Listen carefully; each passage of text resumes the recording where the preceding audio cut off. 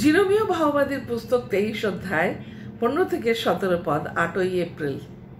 এই জন্য বাহিনীগণের সদাপ্রভু সেই ভাওবাদীগণের বিষয়ে এই কথা কহেন, দেখো আমি তাহাদেরকে নাগদানা ভোজন করাইব এবং বিষবৃক্ষের রস পান করাইব, কেননা পামরতা জেরুসালেমের ভাওবাদীগণ হইতে উৎপন্ন হইয়া সমস্ত দেশ ব্যাপিয়াছে।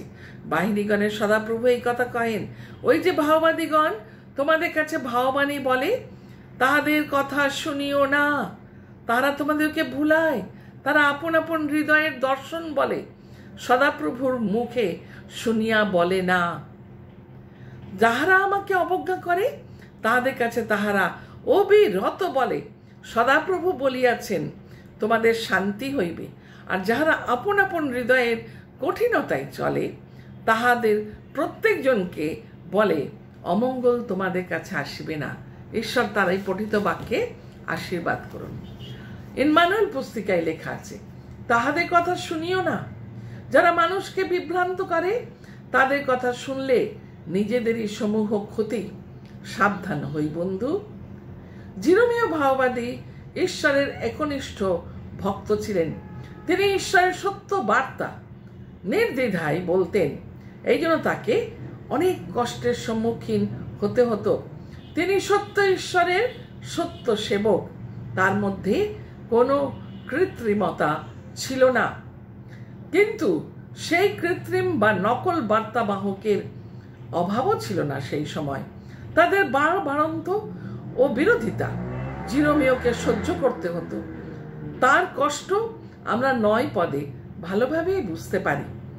ঈশ্বরের ও তার বাক্যের পক্ষে তাকে ক্রমাগত লড়াই করতে হতো। 16 পদে বলেছেন, ওই যে ভাওবাদীগণ তাহাদের কথা শুনিও না। এরা যদিও তীব্র দণ্ড পাওয়ার যোগ্য, কিন্তু দণ্ড তো তারা সঙ্গে সঙ্গে পায় না। ফলে তাদের কথা ও কাজ ঈশ্বরের ভক্তদের আত্মিকভাবে চরম ক্ষতি সাধন করে এবং করত। সেই সময় তারা মন জোগানো কথা বলে বিখ্যাত হতে চায়। তারা ঈশ্বর নয়, বরং মানুষের কাছে গৌরব ও প্রশংসা পেতে চায়। তারা অনর্থকভাবে সদাপ্রভু বলিয়াছেন বলে নিজেদের মন জোগানো কথা, মন গড়া কথা বলে। কারা তাদের কথা শোনে? কাদের কাছে তারা কথা বলে? যারা সত্যকে এবং একনিষ্ঠ ঈশ্বরকে সহ্য করতে পারে না, তাদের মেকি কথায় বিশ্বাস করায়।